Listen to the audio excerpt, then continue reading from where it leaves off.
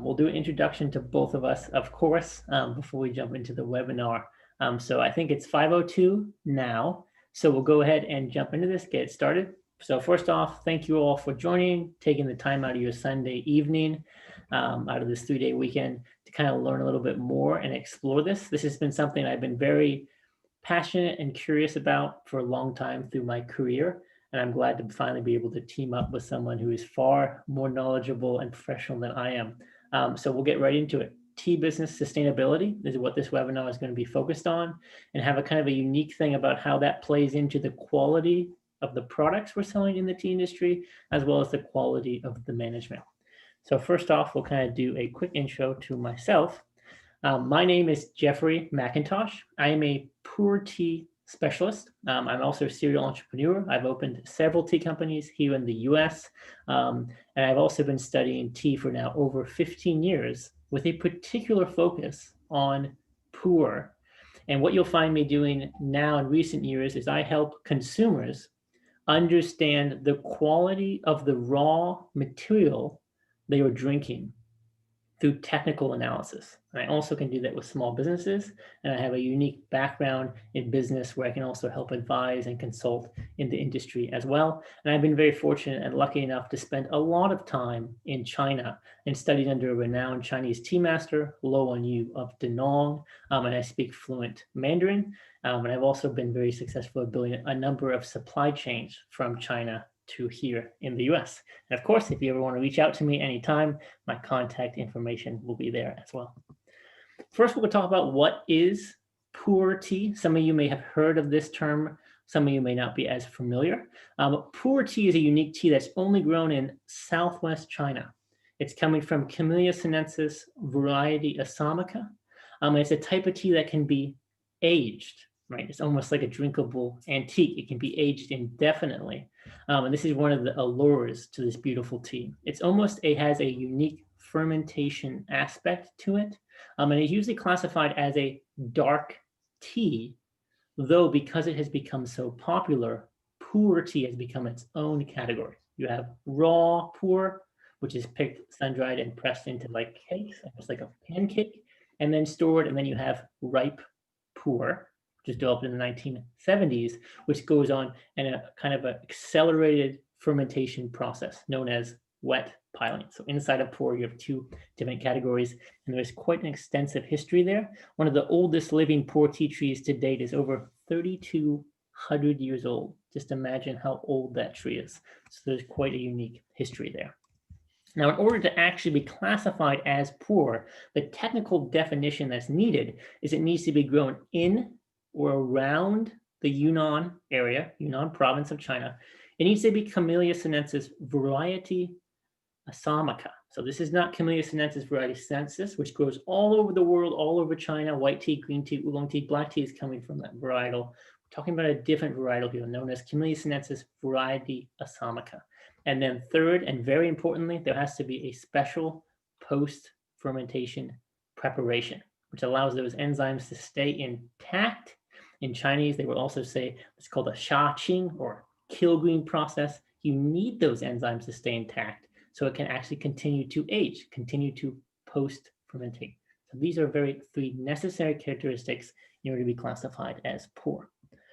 And the reason I'm talking so much about this particular tea is because that's where my specialty really lies. And where do you find some of the best pure tea in the world? What does that even mean? So already pure tea is quite niche, hard to find, can only be grown in one part of the world.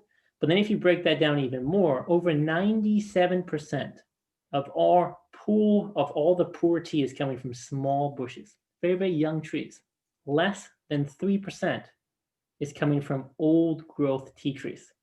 This is kind of going to do a little bit of rollover about this discussion today about quality control and understanding what are you actually selling, what are you drinking. I help customers understand how to use technical analysis to understand, are you indeed drinking old growth tea trees? But you can see now we're starting to kind of move up here into a more scarce commodity, right?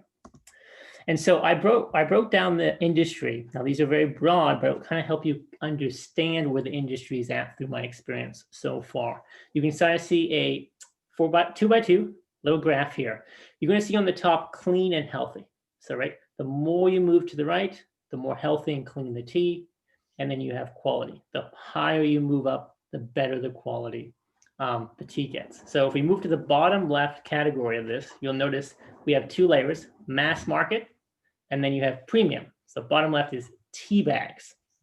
This is going to be anything kind of machine cut, process, instant tea, tea bags, fannings, right? These in wholesale can usually go between $5, $15 a kg.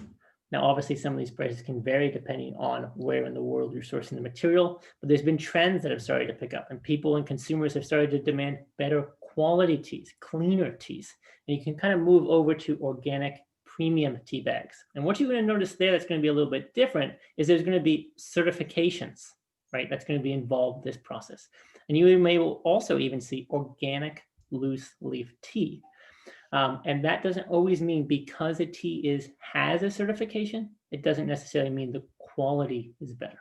So if we move up to the top left part, you'll see loose leaf tea. Now this is going to be premium marketing. You're going to have famous regions probably mentioned in some of the marketing. You're going to have craft blends, tea to go, and these can get much more expensive, right? $10 to $90 a kg. And that's what you're seeing in this specialty tea market that's growing here in the West. That's actually growing quite fast. Last time I checked, it was in double-digit growth. So there's a lot of growth in that sector.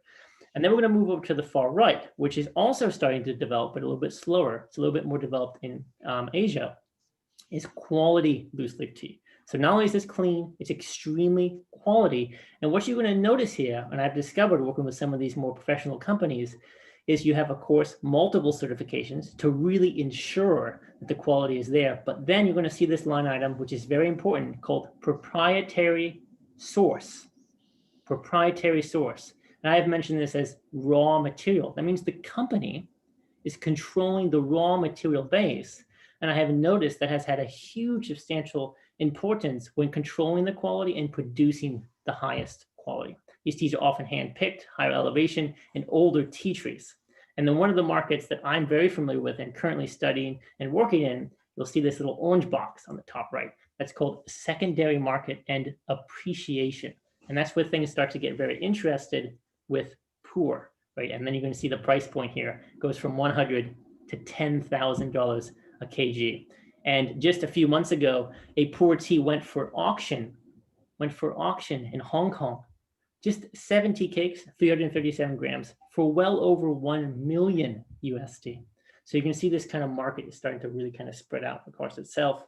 And the reason I wanted to talk about this webinar and bring on our panelists today, which I'm so honored to have, Burt Hamner, is because I've often talked about, I've seen a lot of trends in the industry here in the West, where people will say organic or fair trade. And while these terms often usually have a lot of positive indications and good positive progression in the industry, what I often see is quality is lacking. Well, there's a lot of qualifications and certifications being thrown around and sustainability. The quality of the tea itself is price premium, but the quality is not there. It's lacking. And so how can we bring those two together? How can we make a product more green and more sustainable through its supply chain, through the purchasing and selling to the consumer, through the education, but at the same time, ensure the quality matches that price point, right? So really kind of marriage the quality and cleanliness and sustainability all together. And that's why now I want to introduce our panelist, Burt Hamner, who's here we go. He's one of the leading pioneers in sustainable accounting. And I'm going to stop sharing my screen here, and he's going to come on. And Burt Hamner, I'm going to let you kind of take it from here. Thank you so much for kind of helping us build a little bit more of a roadmap and kind of understanding what's kind of going on here and what does sustainability mean and how it can benefit small and large companies alike. Thank you, Jeffrey. It's a pleasure to be here, and I'll get this started. And let me know if you have any problems seeing it. All right. Well, I'm pleased to join you from Seattle. We don't grow tea here, but we drink a lot of it. It's cold and dark a lot of the year, and there's nothing like a good cup. So here in Seattle, I've been working for years with sustainability in industry. And today I'm happy to join Jeffrey because we've got a new way of teaching industry in sectors about how to be sustainable in their sector. In other words, we're not treating this as a generic issue. It's something that's very well defined within specific parts of industry. So background, I've been a global clean tech consultant for over 25 years. I started off with this Corps of Engineers and then the Department of Ecology here in Washington State, where I worked with over 112 companies to do long-term environmental plans for their sustainability, and worked with the United Nations and the World Bank. And I've lived in 15 countries and worked in about 30, mostly in South America and Southeast Asia. In the 1990s, I helped China set up its first national clean production technical assistance program. I've also been a professor in the Asian Institute of Management in Manila, Philippines, and Universidad del Pacifico in Lima, Peru, teaching both environmental management and management accounting and operations management.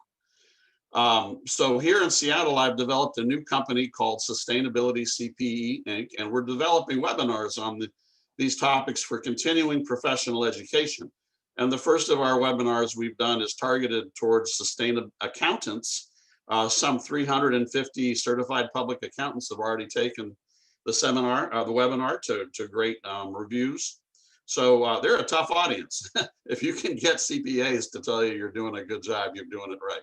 And we're also partnering with the state accounting societies. And I bring this up in particular because when we're talking about sustainability in my business, we're talking about money. And we're talking about accounting for it so that we can make the right decisions. But we're removing the philosophy and the warm and fuzzy feelings from this. This is going to get down and technical, and you'll know how to do it when we're done. So my goal today is we'd like to get good reviews of this webinar because we'd like to do more of them. And just like you do shopping on Amazon, you look at the reviews of the products, don't you? We also want to find partners to produce and commercialize new content, and perhaps some of you can think of some topics you'd like to discuss. And of course, we want to encourage sustainability in all business. And we don't know where you participants have come from and what your background is, but you'll see in this part of this webinar that sustainability can be applied everywhere in any organization. And if you do it through the accounting and the financial management of the company, that's how it starts to really get results. So today we're going to talk about what is sustainability and says who, and about sustainability standards in the tea industry. We'll look at some actual sustainability reports from tea industry companies and discuss ways where you can take practical steps forward. We invite you to discuss and connect with us at the end of this webinar, and we'll have some download resources available for you. So all of the documents that I'm going to show you and topics we bring up, there's going to be a zip file where you can get everything to read for free. Okay, so who cares? Why are we here? Who should care about sustainable tea? Well, the first one, of course, is farmers. And farmers are focused on health, not only of their land, but also themselves. And I can tell you, having been out there with them, farmers don't like using pesticides. They would rather not. They know that they're not good for them, but they also need help to find better solutions for pest management and for fertilizing, etc. They're concerned about quality, just like you are, because that's how they get a good price. They also are concerned about resource use, land use and water use in particular, because these are community issues and there's often a lot of outside interests who are going to be observing and regulating that. And then of course, they're part of the community, so they want their community to be more sustainable with good practices too. Now, distributors have a very specific subject in this industry, which is transportation. So the distribution of tea around the world creates literally millions of tons of carbon dioxide emissions. And so better ways to move tea around are an important way to keep our climate a little bit less on the danger side. And waste management is also an issue because they have to dispose of tea throughout the system that goes bad or is out of inventory. It's not really a problem, but of course, any waste is a sign of bad management and bad technology. So it's an issue. Retailers are concerned about packaging and about labeling and about product safety, about supply chain insurance. So they have a number of very legal issues they have to concern about. And then finally, the customers, of course, they want to know about purity and they want to know about the supply story. What's behind the tea? And then they're looking at public reports to learn who is doing what and what are the benchmarks for the best performance. And the best performers get caught up by influencers. So people out here like Jeffrey, who can tell you who the experts are and what the best tea is in the sector and who's doing well. Finally, there's a number of other groups. Investors and lenders, insurers are all focused on risk management. And so sustainability is a way to manage external risks affecting the business. Regulators, of course, are concerned about the behavior of companies and industry, and so they want to see best practices used throughout the whole business sector. The community is concerned because they want to feel that they've got a role in understanding the risks around any industry sector, and they often have strong opinions and they're advocates for good behavior. Consultants are out there, of course, and they're very important because they have specialized knowledge that can help you. Jeffrey's a consultant, for example. I'm a consultant.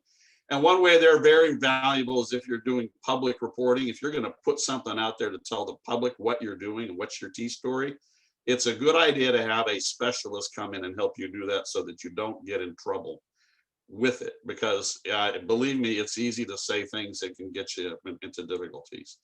Activists are the people that can get you into difficulties, obviously, you know, environmentalists and social advocates. And then finally, one last group never to forget, students are so focused on sustainability because they're concerned about the future like you and I never were when we were young. They know what's happening to the world. And if you can show you that your business understands sustainability and is acting positively, you will get access to the best and the brightest kids.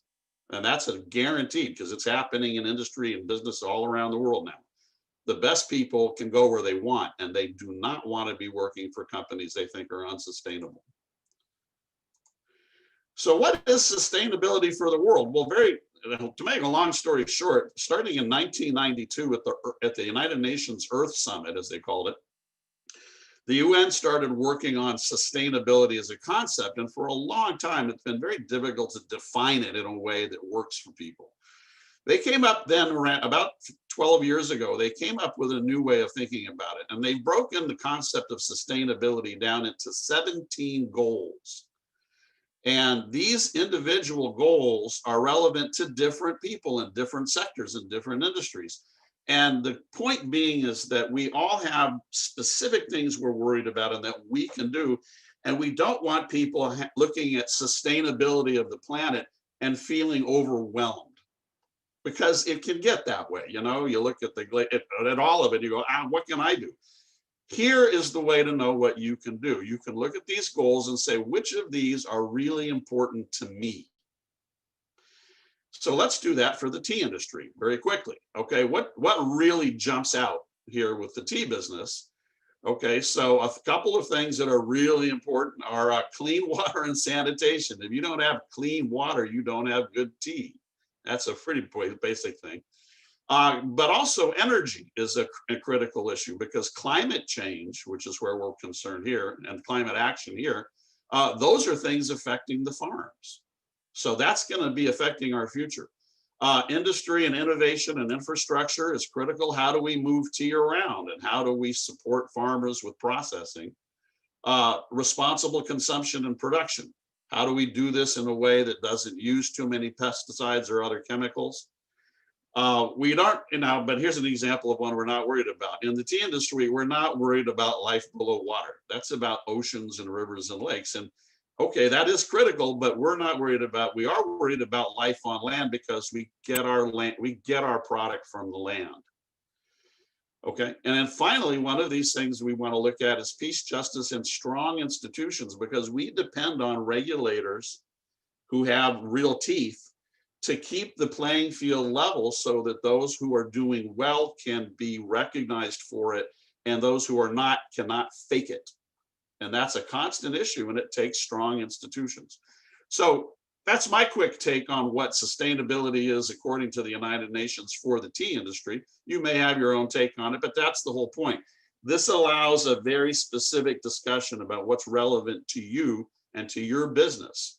So now let's take a look about what sustainability is for business in particular, as opposed to the world. Well, this is an effort that's been undertaken by the Sustainability Accounting Standards Board since 2011. What they've done is they've created a nonprofit organizations whose goal is to identify the specific factors that are materially important, okay? And by this, I mean, it's very important, to 77 different industry sectors. And this is their framework. What they've done is created a universe of sustainability issues. And let's start with the one we're all familiar with, which is the environment. Then they've got social capital and human capital as specific themes, and then business model and innovation, because we're talking about what's relevant in a business. And you may have a business model that's not a good sustainable model, okay? And then finally, leadership and governance. So within each of these major categories, they've broken it down into these about 27 specific elements. And then within each of these elements, they've come up with a way to define why are they important. And the first one, they have a 5-factor test that they call it's material or very important, if it's financially relevant, if it's normative, and that's, in other words, the industry agrees that this is the best practice. It's consensus based, not only from people in the industry, but also, for example, universities and academics and regulators, people all agree this is the right thing. It's actionable. It's something you can do things about. I'll give you a good example of something that affects all of our sustainability if we're in business, and that's traffic and roads.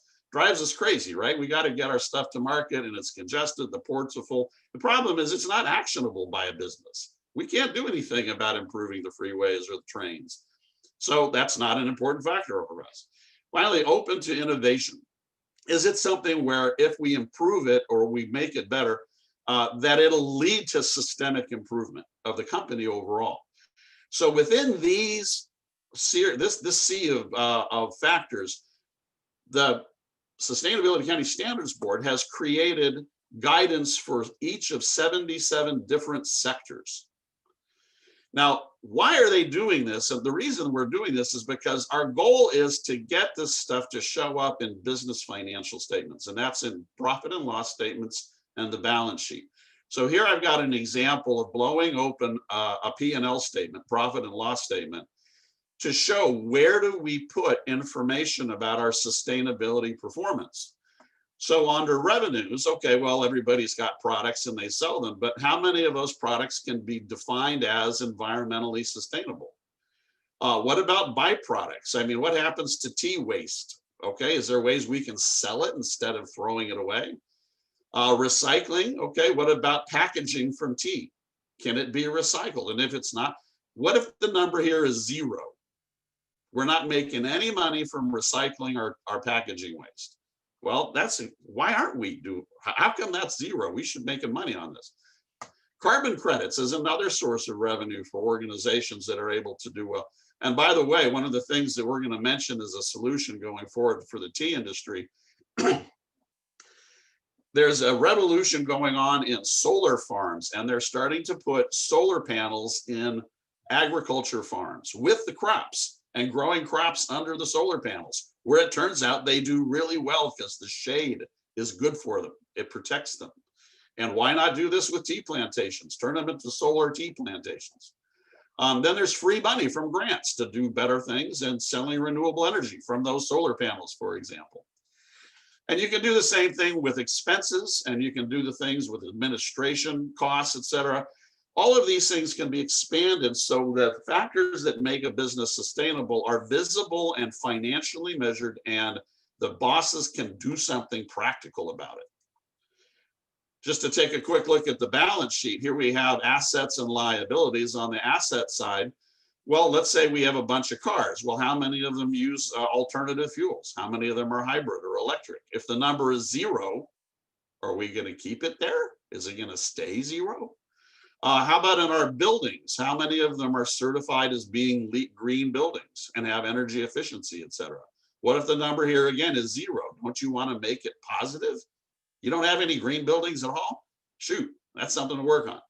So this is another way of making sure that our goal all the time is to get the numbers into the financial statements. If they're not there, they cannot be managed. So what is from the point of view of business experts, what do they get out of this by doing it this way? Well, the International Federation of Accountants, which is the global ruling body of all accountants, so to speak, has produced a book called the Sustainability Framework, published in 2015, and it's in your download options that we'll be sending you. We're going to send you a link, and you can click on it, and you'll get a zip file. Okay, so they've broken it down into 3 perspectives: business strategy, operations, and reporting. So I won't go through all of these, individually, but I'll mention 1 or 2 here. Under business strategy, integration with risk management is really a vital role, because we're all getting clobbered by an external risk called pandemic. Okay, and it's now made us so aware that this affects things like our suppliers in other countries. Okay, so supplier engagement and risk management from a business strategy perspective. Now on the operations side, minimizing waste, and then understanding your carbon footprint. Remember, if you don't know your carbon footprint, you can't make carbon credit money by reducing it, because you can't measure it. You got to start with the numbers. And then on the reporting side, one of the things to understand that we're looking for is making sure that the sustainability is in the financial statements, and we're providing a narrative report for investors and also for lenders and insurers, because from their perspective, if risk management is done well, you can get better rates, perhaps. Think about that. Insurance and banking costs everybody, and your rate depends on your perceived risk. Show them with sustainability management and reporting that you have reduced and are controlling your risks, and you may get a better deal. So how do you roll this stuff out? I mean, how does this get implemented? And this is where I'm going to say, why do we bring this back to the financial side of things? And how do we do it in a system of continuous improvement? So first of all, when we talk about continuous improvement, that's the language of quality management. And quality management has always been based around a simple framework of plan, do, check, and act, and then do it again, and just do it again. You're always improving, but it has to be systemic. So as we think about quality management, we want to think about how do we integrate sustainability into thinking about quality. But at the same time, we have a framework here on financial reporting that makes this really functional. So every year, a business will have to send in its taxes to the government. And here in the United States, April is when they're due. So you got to finish them by the end of March. And so if you're going to finish your financial reports by the end of March, you have to start preparing them in January. And you're taking the end of the year data, wrapping it up, packaging it, getting it all legally reviewed, et cetera. And at that time, you want to be thinking about teaching the leadership how to create a team to work on sustainability. And as this goes around, again, every year, you'll look at the leadership and the team and say, how do we do this better? And the team's first job is to start figuring out what are the materiality factors we need to look for our business. We're not going to look for everything. We can't. We're going to focus on what is important to us in our sector and how do we get the good guidance from it. Once that's developed, then you start digging into the internet. So here we have the 5 major sustainability issue areas from the SASB. Okay, remember we saw those 5 major areas? I've put them in here just to show that this is sort of around the time you take it. So once you've identified the issues that are important, you start thinking about how to improve it. And that leads to making a draft of a sustainability report. What are we going to do? Because remember, this report is going to go to the bosses at the end of the year where you ask for money. You need a budget to do these things. So once the draft report is done, just like in auditing and just like in accounting, we do some assurance. And this is the American Institute of CPA, Certified Accountants, has already published guidance on how to do sustainability assurance. This is from the accountants teaching us how to do our job better in this area. So remember, if you think this is all soft and fuzzy, it's not soft and fuzzy to the accountants anymore. That day is gone. And then one more point, I want to kind of do one quick note for those of you that are watching that are in a smaller or even medium-sized business. Maybe you're on a large a corporation yet or not even public yet. And this may seem a little overwhelming. The point of this that's so important is to kind of get your mind in this thought process of thinking about sustainability in a financial way. So when you start to build these really good habits of starting to calculate and have a timeline, when you do decide to raise money or you do decide to start growing down the line, you already have this great behavior and documents kind of started. Absolutely. And if you put this on the table in front of your banker when you're asking for a loan, you will be received better because they will be impressed that you are thinking this through. So now starting in your final phase here, when you start thinking about improving, you have to actually make proposals. So you can make proposals to improve inside the company, inside the organization, and also to improve outside. Like, for example, how do you interact with community groups, or how do you interact with the government? All right. So all of these things take time and or money, but they all take time and they have to be budgeted. Those budgeted items need to be included in the final sustainability report, which is the recommendation to the leadership. What do we do next year? What are we doing? So thinking of this as a cycle is beneficial on an annual way, because first of all, it stretches the problem out nicely. You're not trying to do everything all at once, which is never works anyway.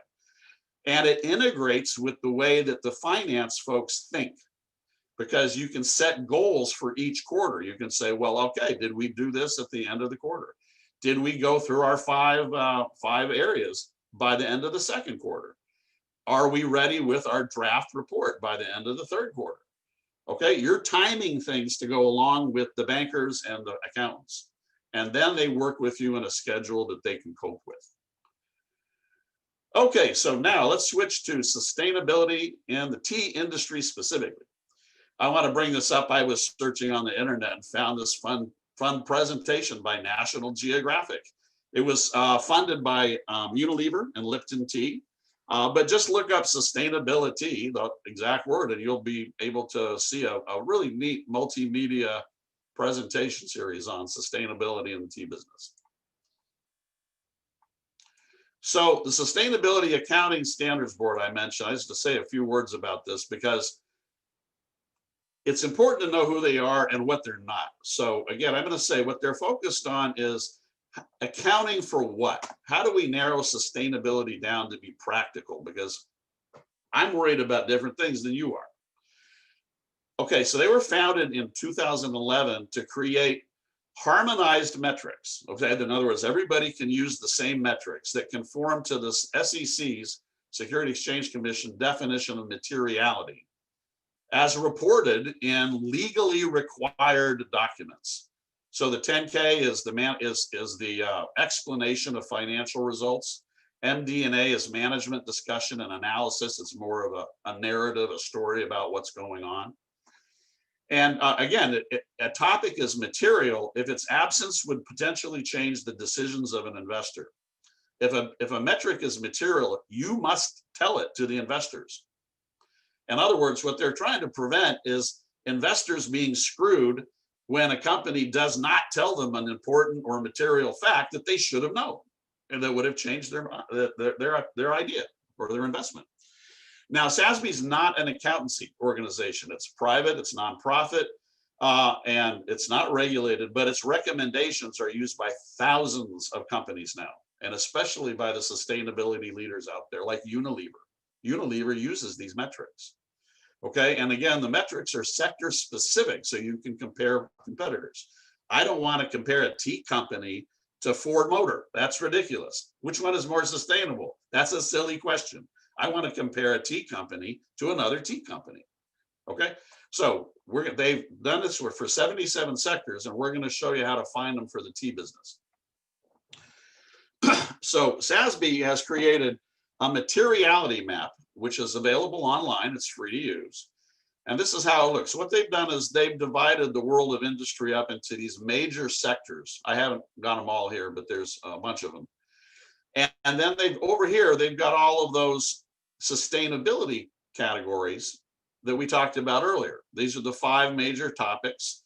And over here are their subtopics. So what they've done is they've made a matrix that shows for a given sector what are the important topics that they should be worrying about. So let's look at food and beverage, which is tea. Tea is a beverage in the beverage sector. All right. So in general, in the food and beverage sector, greenhouse gas emissions are important, but air quality is typically not a major issue for individual businesses. If you're not making chemicals and emitting chemicals into the air typically, for example. Energy and water are important, and ecological impacts are important, but customer privacy is typically not a major issue for the food and beverage sector. We're not trying to take somebody's data. Well, some people are now. Okay.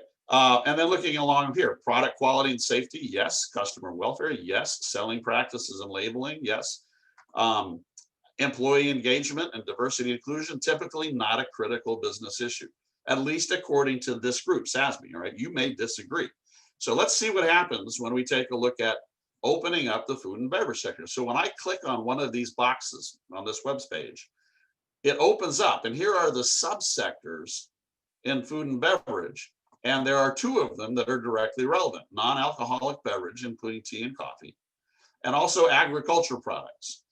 And so if you click on one of these boxes, and that's not live now, but here we see selling practices and product labeling are important in the non-alcoholic beverage industry, and they're very important.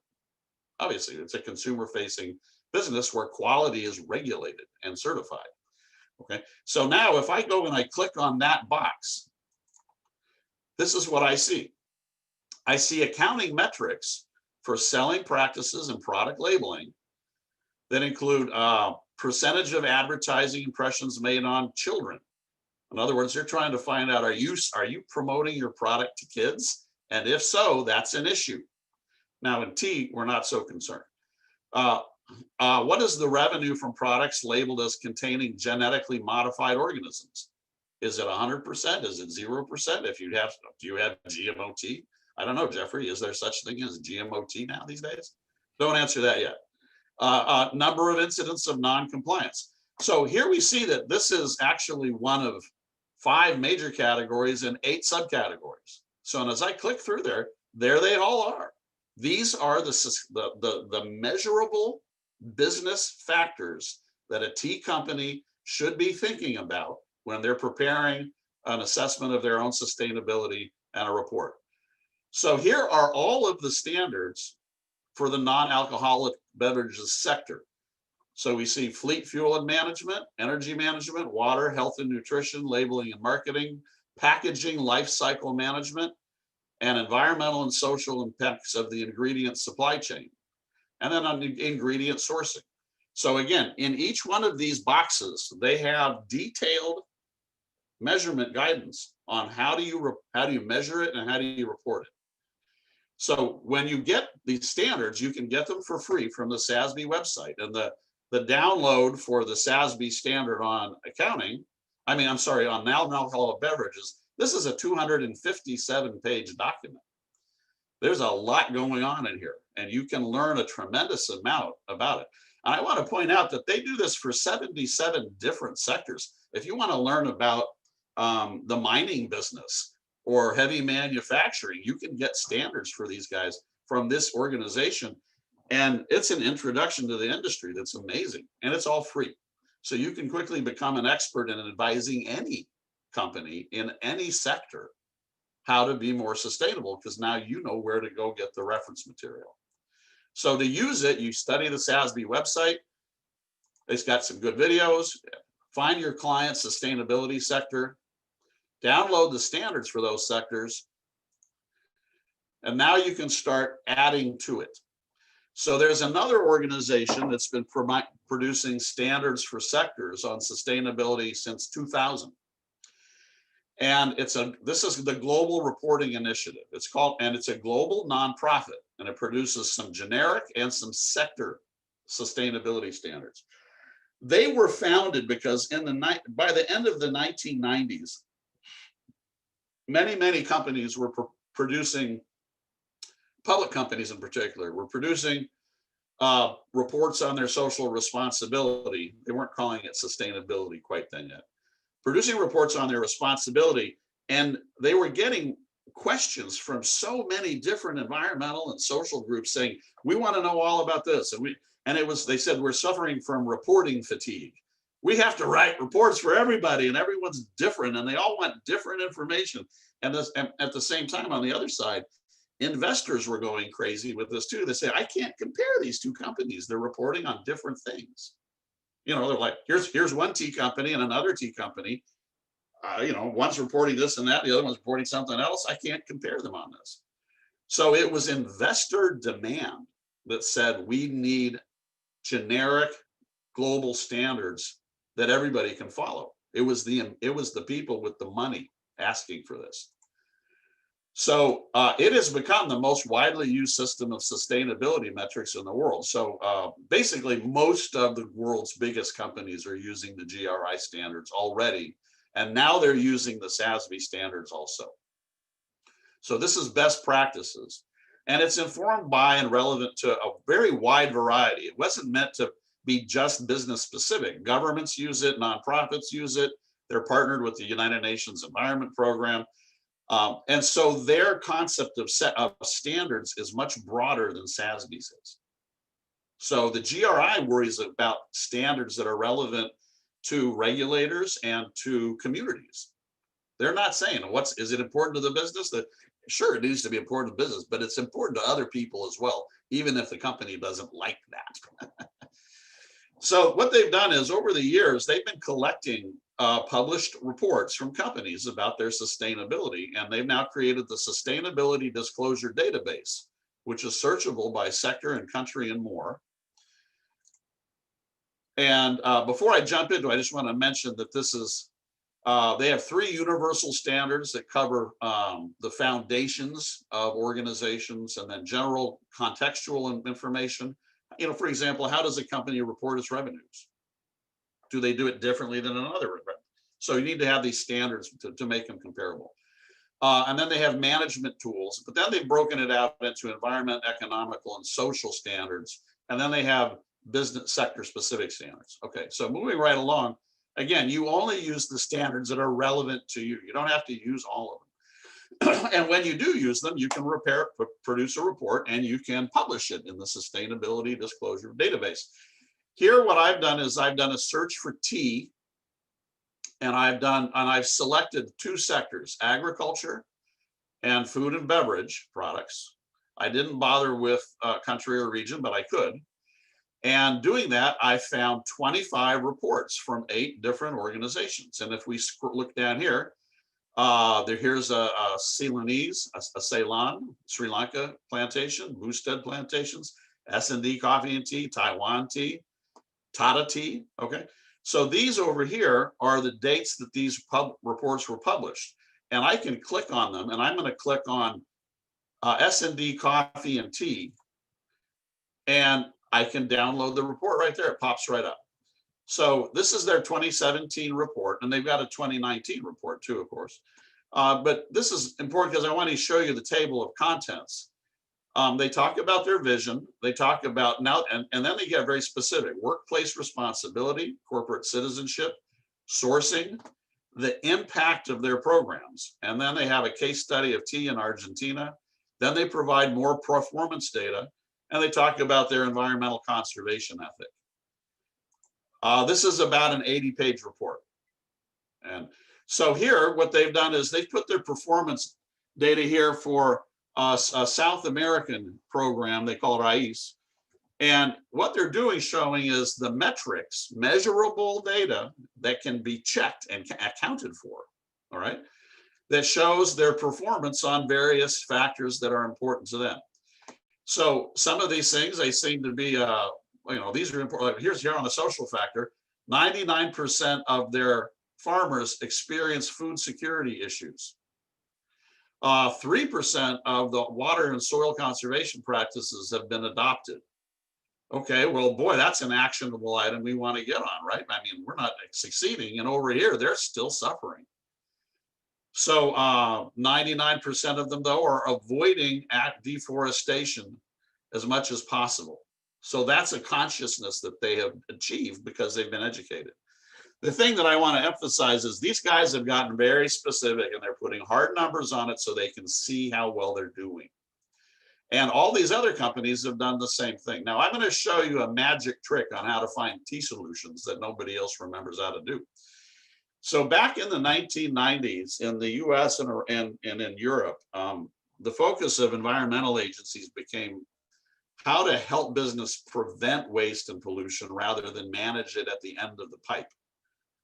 Because can good practices make this go away instead of paying lots of money to treat and dispose things. And in North America, the US EPA came up with the phrase pollution prevention. And they announced that in 1990. And now in almost every state of the country, except Alaska, there are pollution prevention programs in the state environmental agencies. And they've been helping business for 25 years to reduce waste and to be more sustainable. And they help them with both regulation and assistance. And this phrase pollution prevention is used in the United States and in Canada. Now, the same concept of helping business to reduce waste was developed by the United Nations at the same time. And they call it cleaner production, as in making things in a cleaner and more sustainable way. And the UN is everywhere. So this is the way the rest of the world that's not North America talks about this issue. And there's official cleaner production programs in 48 countries. And a lot of their focus is on technology transfer because the UN works with poor countries. So they want to know the best practices. So this is solutions from everywhere but North America. But let me show you what happens as a consequence. So here, what I've done is, okay, I want to find about solutions for tea industry. I need to use both phrases. I'm going to start by doing a search for pollution prevention and tea. And I get 1.9 million results. And the first one is about how is Bigelow Tea being a pollution prevention champion. And here's a story about how to reduce sludge from processing oolong tea water waste.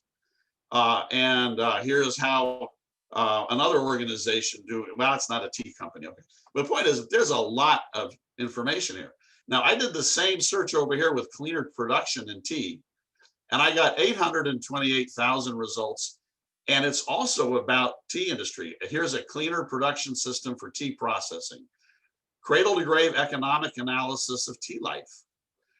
Clean production and profitability in tea factories in Rwanda. 800,000 results that are helpful. And they're all completely different from the results over here, even though the underlying concepts are exactly the same. And if I search for sustainability in tea, I'd get 1/3 as much. And it wouldn't probably be very technical. This is technical solutions that your company and your farmers and your suppliers can use. So always remember to search for your sector, which is tea industry, or it might be coffee, and this brackets, and pollution prevention or cleaner production. That way you get the combination results. We'd get 2.8 million hits if we do it the right way, using the magic words, pollution prevention and cleaner production.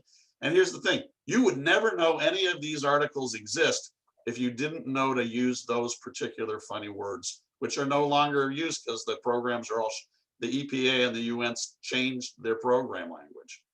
So I've been doing this business for 25 years, and I've worked in both of these with the UN and the US EPA. I know where all this stuff is. But it's been forgotten by the vast majority of people out there, and it's a hidden world of solutions. Okay, so getting back to implementation, I'm going to do a very quick pass through on how to get this done. And the first thing is to remember, we're going to do a plan, do, check, act cycle. And then we do it again. And so on the planning side, we have to come up with our materiality list. This is a good example of how one company, a global water treatment company, has arranged its sustainability issues based on potential business impact and stakeholder interest from low to high and low to high. And so this is a great visual way for your company and your readers to see how you prioritize these different factors. So it's a water company, so water for sure, but it's also greenhouse gas because water treatment has a huge effect on greenhouse gases. and land and biodiversity are affected by clean water. Indigenous peoples, okay, they're affected by water use and by water pollution. And over here, things like product safety and human rights, et cetera, they're not as strategically important. These things won't break your business. These things can, because they're really important to stakeholders and they have high impact. So it's a great visual that I like to recommend. And again, you want to do this by finding the SASB sector standards, find the GRI standards that go along with it, look at the published sustainability reports for your sector, which is T, but it could be cars. And then list the issues and then assess their impact and interest. Okay, on the do side, here's a very simple matrix of just checklist. Here are the 5 SASB sustainability areas. For each one, you need to know what's the process, what's going on, what is actually happening. Go describe the processes that are affected. Do data validation. Make sure the data you have is correct, because often it may not be. I could tell stories about that all day long. Material metrics, make sure you find that set of them. And remember, for the whole food and beverage sector, they only came up with 20 metrics. There's not thousands of them. And then you want to do a cost and risk assessment, and then innovate and estimate. How is this going to help you? So this is just a very simple organizational approach. And I'm going to say a little bit about capital investment, but not much. I don't have time actually, but a thing that I want to recommend that you think about is that when you're looking at making an investment of an alternative, the first thing is do nothing. Okay, we're going to keep doing the same thing we're going to do. But this is going to have to be explained in the form of a budget forecast. And then we'll have maybe 2 alternatives. So what we want to be understanding is that when an alternative is more sustainable, what does that mean? It has less risk. And if it has less risk and we're using net present value and discounted cash flow, which you should be doing, well, lower risk means you need to give it a lower discount rate. Because what that does is it means the savings in the future are worth more because they're not discounted as much. And we know that the riskier the investment, the more a discount you have to give it. Okay, it gets okay. If you want to get high returns, you got to take high risk. At the same time, if you want no risk, you don't get a high rate. Well, sustainability reduces risk. And if you treat it as the same risk in a financial analysis as the do nothing alternative, you're actually undervaluing the sustainability investment. You're actually going to have a chance of turning down something that actually is the financially right decision. So we've got some documents to help you with that. It's worth an entire webinar, but it's not hard to get the basic points understood for anybody that's familiar with any kind of financial analysis. So financial reporting in public, I've mentioned one in particular, this GRI Sustainability Disclosure Database. There's 2 others, the corporateregister.com and sustainability-reports.com. Between these 3, I would search all of them. So I did not search corporate register and sustainable report for the tea industry, but they do have reports. I do know that. I just didn't dig them all up. Public reporting is a specific issue in itself because there are legal implications to what you say. And I won't go into them now because most of you are not trying to do that. But private reporting is really important. The first one is employing to your employees. They want to know, are we doing good things? Are we helping the world? Now you can see, using these standards, how you can say, this is what we're doing, and we know we're doing the right thing because this is a standard for the whole sector that was developed with sector participants. You can talk to investors and to lenders and to insurers as well, because you're focused on reducing risk and improving performance. And you're also focused on learning from others to get the best practices. You're learning how to innovate. And again, I'm going to just say, lenders and insurers, do this well, get a good report, show results, and then argue to your banker and to your insurance company that you deserve better treatment because you are lower risk than the other guys. Okay, so that's the end of my presentation. And we're going to let you use the Zoom box, the Zoom chat box to ask questions, and then to follow up and to request a copy of this webinar, a PDF. So we'll just email you this PDF, so you don't have to take any notes. But you need to contact Jeffrey and ask him for it, and he'll send it to you. And I know that you'll have other questions because he'll have a lot more to say. So I want to sign off and say thank you very much. My website is sustainabilitycpe.com. There's my email address. And if anybody is interested to follow up, I welcome it getting in touch. Thanks very much. And thanks for this opportunity, Jeffrey. And but Burt, one more thing while you're still here, we do have one question that I will actually direct towards you. If you, I don't know how to answer this, but maybe you will. It's a particular subject. So the state of California requires a transparency of human trafficking and slavery in supply chain reporting for large companies. Reporting has been weak and insufficient, especially for the tea industry. Have you seen any real efforts of including human trafficking and indentured labor in their sustainable management cycles?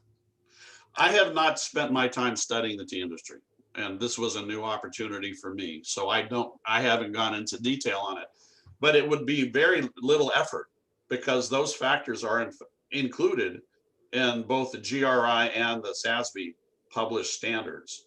And so the companies in the tea industry that have published reports about that are definitely addressing it. And I think that there's going to be more and more attention, and it's simply because the internet is making it very hard to hide bad behavior.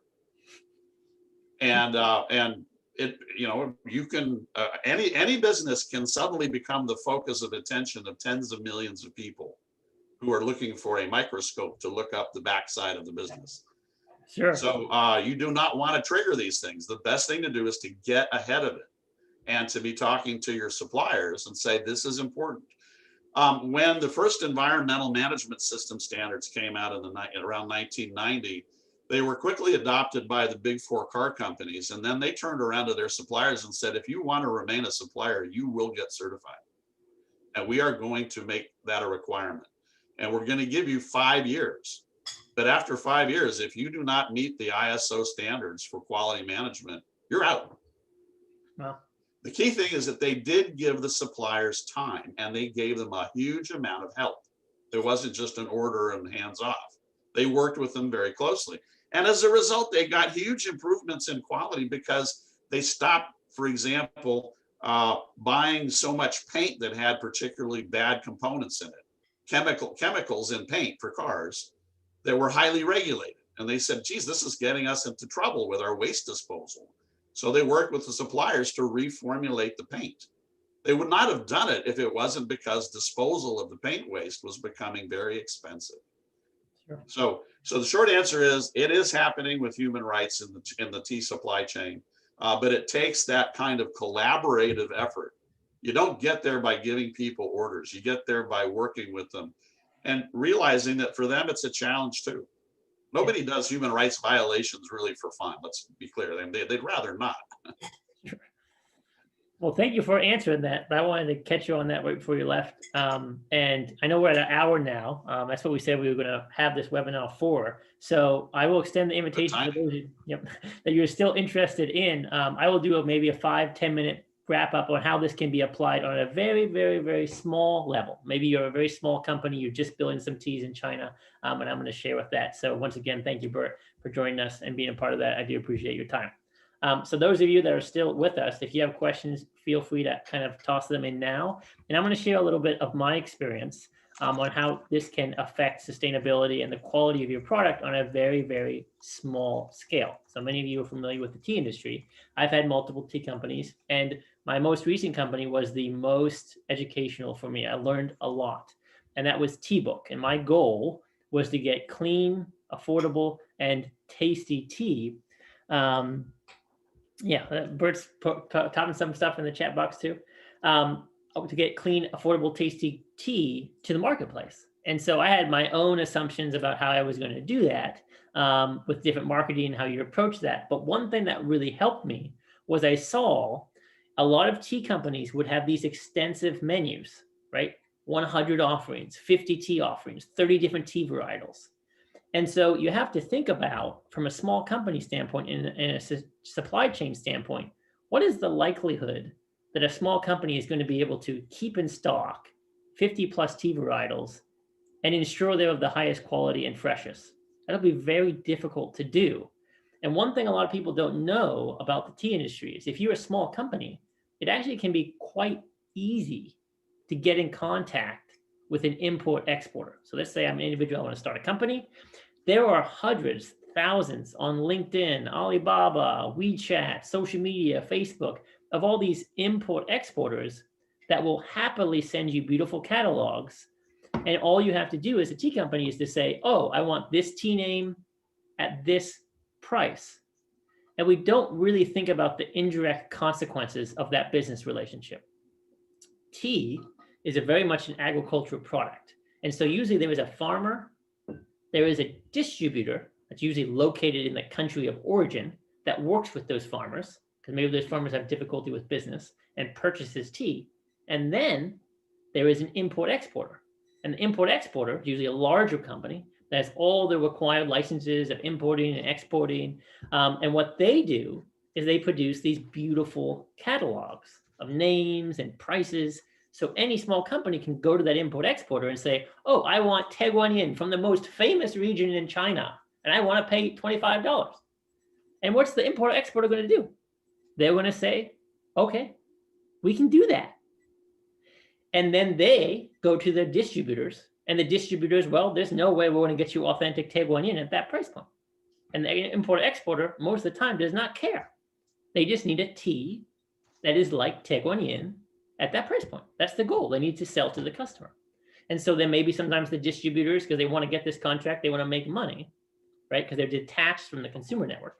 They go to the farmers and they go to an unfamous region, maybe not in Anxi, and they produce a tea that's resemble that of Teguanyin. And they can get it to a very, very low price, get to the import export, and then sell to the consumer or the small business. And then what happens when the small business sells a tea that says it's from Taiwan famous Lishan or Teguanyin or famous mountain Pu'er tea at this price point, and they're selling to the customers? What if the information they got along that trail was incorrect? And now they're telling their customers that information. Who's at fault there? And so I realized this was a big, seriously problem, because a lot of people in the tea industry, we have a disconnect about famous mountain tea and the likelihood, the realistic likelihood of what we're drinking is indeed where it is said it's from. What is the likelihood of this being actually authentic? Or is it just being from an import exporter that was shipped and had a beautiful catalog? So why do so many small businesses usually work with import exporters?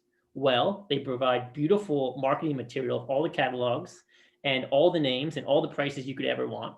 And when you have to deal with a distributor, you're going to start to move on to the cultural side. And you also notice I have a lot of experience with cultural liaison. What that means is I help understand different cultures and help them work together with building supply chain. So a good example is my relationship with Mr. Duan. He was in Hunan. And I knew it was very, very important. If I was going to achieve my goal of clean, affordable, and tasty, I couldn't go through the route of an import-exporter because there's no accountability. There's no regulations to the quality of the product I was bringing in.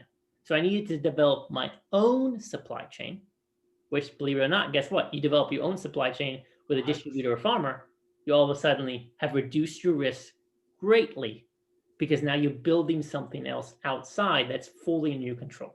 So that's the first thing we started to do is I worked with Mr. Duan in Hunan, and I didn't want to source teas from 7 different provinces because you had the shipping them and packaging them and where we're going to get the packaging done. One, extremely costly, and being able to get that sort of transparency and quality would be almost impossible without a tremendous amount of capital. So I said Duan was a really honest guy, had high integrity, but in order to build a relationship with a distributor and a small business, they're not just going to give you 100% of their effort to help you, right? Because it has to be a mutual incentive. So I have to have a strong interest in this foreign supplier's success. So I also need to invest my time, my energy, my knowledge, sometimes my resources to build that relationship with Mr. Duan. And so what we did was I flew out to China, he flew out to Seattle. I talked about my vision, what my company is, why I wanted him to be a part of it. And he could kind of believe into that, build into that. And so what we started to do was I said, let's just get teas from Hunan. It's not a famous area. Not a lot of people know about it. And we started to get samples of teas I liked, maybe Taiwan oolongs or white teas or green teas or black teas. And he had very strong relationships with farmers. And so in return, he would work with these farmers, teach them about how not to use pesticides, how to make more clean produced teas at higher elevations, and how to produce an oolong, or how to produce a white tea, how to produce a black tea. So we had a very tight controlled supply chain, but the quality went way up. And since it wasn't a famous region, I wasn't trying to chase after these famous mountain teas, which in reality would be a very low percent chance that I actually might get authentic famous mountain teas. And also 100 other companies are also trying to get famous mountain teas, when there was a very established, wealthy, and educated market in Asia actively buying those teas, right? So we also have come to the reality of that marketplace. By developing my own marketplace and partnership with Mr. Dwan, I increased the quality of my tea, I lowered my cost, I lowered my risk, and I have this partnership now that also is an asset. It's also very valuable. And I can build on that. We can negotiate. I can tweak products. I can improve a product. I can change a product. We can work with different farmers, and there's a mutual interest. And this is why sometimes a lot of small companies don't want to work with a distributor. They rather work with an import-exporter, because wouldn't it be nice just to get a big old catalog and just say a name of a famous mountain tea and the price point you want to pay, and it gets delivered at your doorstep a month later? Sure, everyone would like that. But we don't actually know what the consequences of that actually is. Yes, it's easier, but if you go to a distributor, you have to deal with another culture, which is very difficult. Yes, you're going to have to deal with the different types of ways they communicate. Maybe their English isn't as good. So there's more reason and time you have to invest, but I can guarantee the reward, the result of building that relationship will outweigh any of the effort you have to put in, and ultimately make your business more sustainable. It's your own supply chain, and you can lower the costs. We had one shipping route instead of 5 different provinces shipping tea to a hub in Hunan and then sending it back to the US. So just kind of reducing that footprint increased the quality, it lowered the price, and it lowered the risk. And then when I got into something different, when I worked with Danong, I learned something very unique. Was there are certain types of tea, Taiwanese high mountain oolong, and also pu'er, which are a little bit more difficult to build that kind of supply chain as a small business. But we can learn a lot from those privatized businesses. A lot of the very premium pu'er companies, if you look at these gardens, like hundreds of years old, these tea trees, they usually owned or leased the land. There's a proprietary source. And when there's a proprietary source of these old tea trees, these are trees that have been growing naturally without human intervention. It's a very, very self-sustaining ecosystem, which allowed these to achieve very, very high-grade certifications, SGS, ISO, and they usually will control that raw material. And so that can be a little bit hard or intimidating as a small business. And that's where you also need to spend time to learn about the economics and the quality of the tea, really understand why is this mountain or that raw material more expensive than this mountain or that raw material. Don't just say, oh, that's cheaper, let's go there.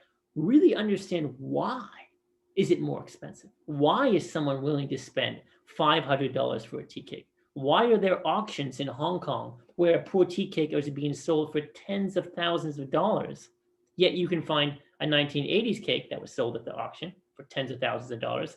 You can go online and find a tea cake that's labeled 1980s that's selling for 100. We need to understand why, especially as businesses. Why is there a price difference? And understand the quality of the raw material. And once you understand more of that, you'll be more cautious when making deals and buying products from people that you don't know the source, and be more encouraged to develop your own supply chain, which can then turn into your own raw material base down the road as you grow and be another incredible asset and part of the company.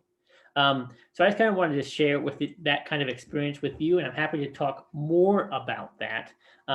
If you want to reach out or kind of reach out anytime, you can always reach me at my email, jeffreymcintosh@gmail.com. And once again, I just want to thank you all so much for joining this webinar, and we look forward to talking to you more. Let us know a review, and of course, if you have any follow-up questions, feel free to reach out to both of us. So thank you all so much, and have a great rest of your Sunday. And thanks again, Burt. If you're still there, I really appreciate that.